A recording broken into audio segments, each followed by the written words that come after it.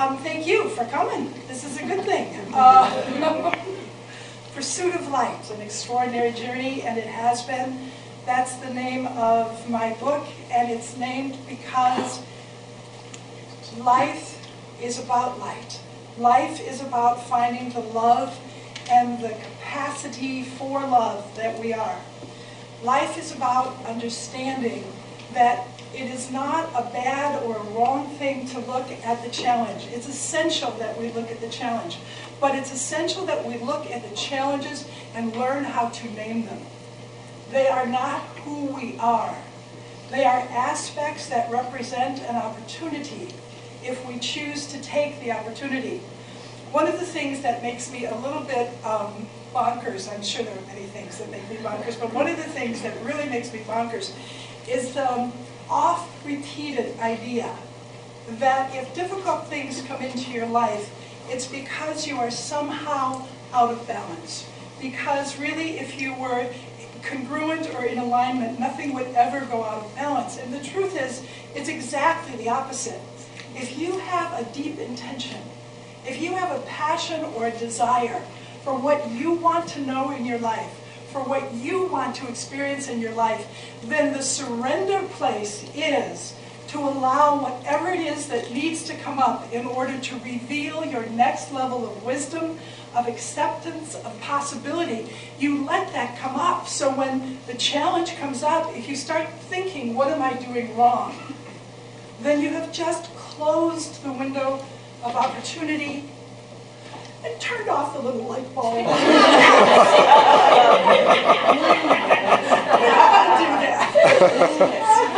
It's the question when you're in challenge to say, this is going to be so interesting to see how it works out, because I've already created an intention. I've already created a desire. I've already created a passion.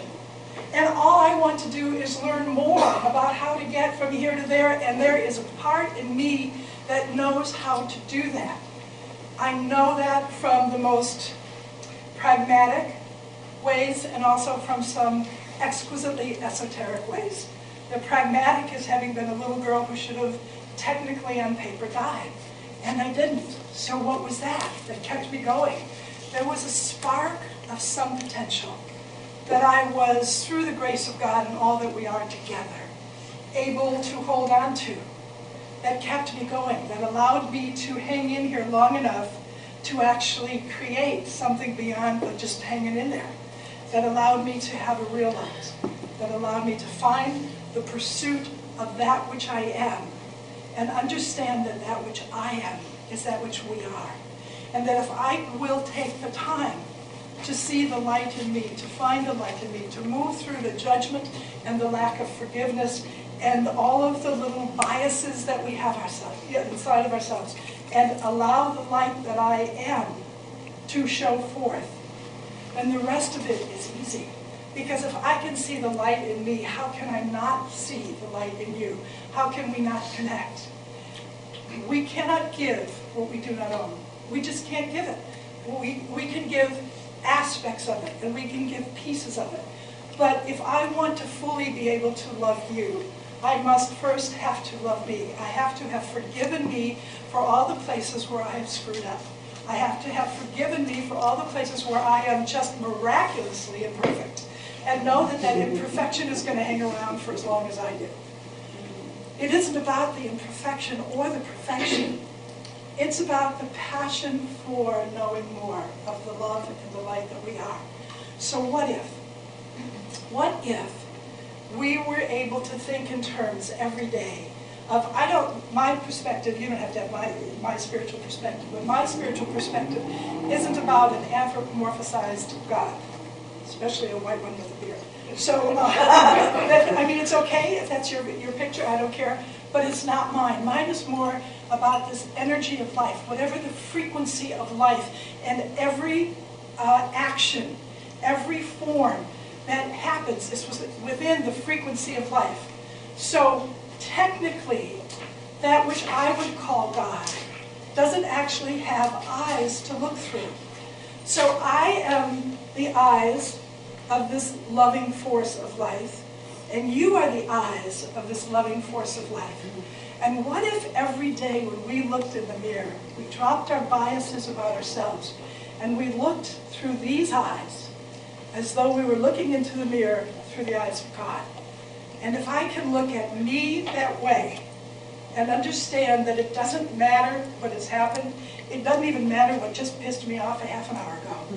What matters is that I am created of something, a substance, an energy, a frequency, greater than that illusion of separation, greater than that place where I want to doubt or judge or punish me. Because judgment equals lack equals punishment. You're just going to get that every time. You'll find a way to hurt yourself. So what if we all said, today when we go home, or tonight when we brush our teeth, we're going to look through the eyes of the very force of life that connects us all. And will you let those eyes, physical eyes, go soft and tender, like you were looking at a lover, a newborn baby, that which you adore? Because if you can do that, if I can do that with me, I will always be able to do that with you. And it's only when I don't do that with me that I will transfer my own insecurity or frustrations, or really sometimes, quite often it's just doubt. I will transfer the doubt that I can create what I want, that I can create the changes that I want, that I can move into the life that I want. I will transfer that doubt to whoever just happens to be the nearest target. And if you're living with someone, that would be the nearest target. So, for marital bliss, Paul, this is the switch. The thing to understand, the opportunity, is that there really is a light inside. It's greater than the dark. It's so much greater than every place I ever went to and had to go through as a child. To have lived the life that I lived, to have been traumatized at the level of cruelty, true cruelty and abuse that I experienced, and to not care because the light is so much greater. To understand that I'm not afraid to look at the dark because it is simply a passage. It doesn't mean anything. That the places that we experience are simply places that we travel through. Where we get messed up is we make those places about our identity. And so every night, if we look through these eyes and just think in terms that whatever we see the presence of God or the presence of life to be is using our physical eyes, because it's not an old white man, using our physical eyes to express its fullness and its love, then imagine what we would actually be able to experience. So what if you went like this and knew that you were touching the face of God? What if you looked out into that mirror and knew that those were the eyes of the essence of light that you are, looking upon that which it adores and cherishes? What if you started to adore and cherish you, not in a way that absolves you from responsibility, because we're all going to, it's a learning process. It's a big life, I think, is a big learning curve. So there's always things we're going to have to grow and work with. But what if we chose to grow in the light of love instead of the light of anger or the light of self-judgment? That would be a great idea. That's what I think.